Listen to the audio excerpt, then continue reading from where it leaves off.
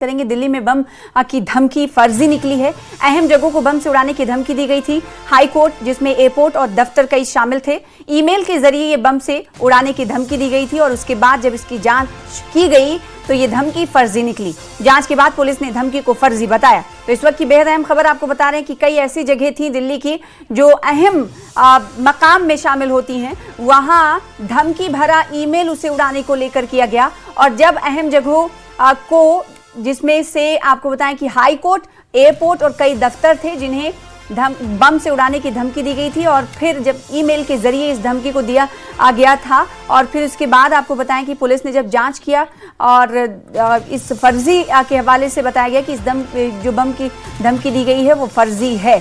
तो पुलिस ने जांच में साफ कर दिया कि बम की जो धमकी दी गई ईमेल के जरिए वो फर्जी है।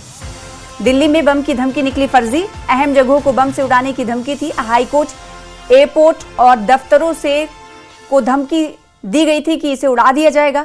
ईमेल के जरिए आपको बताएं कि धमकी दी गई थी कि इन मकामात को, इन अहम जगहों को बम से उड़ा दिया जाएगा। और इस धमकी के बाद पुलिस विभाग में हड़कंप मच गया। जिसके बाद जांच की गई तो पता चला कि ये धमकी फर्जी है। पुलिस ने फर्जी बता दिया है इस धमकी को। तो बड़ी जानकारी आपको दे रहे हैं। दिल्ली में स्वतंत्रता दिवस को लेकर जहां तैयारियां जारी हैं और हर आने जाने वालों पर कड़ी नजर रखी जा रही है, एग्जिट एंड एंट्री पॉइंट्स भी बना दिए गए हैं, कई जो रास्ते हैं उनको डाइवर्ट कर दिया गया है। और इस बीच धमकी भरा ईमेल आता है तो पुलिस विभाग में हड़कंप मच जाता है और हड़कंप के बाद जब पुलिस जांच करती है तो पता चलता है कि ये धमकी फर्जी है।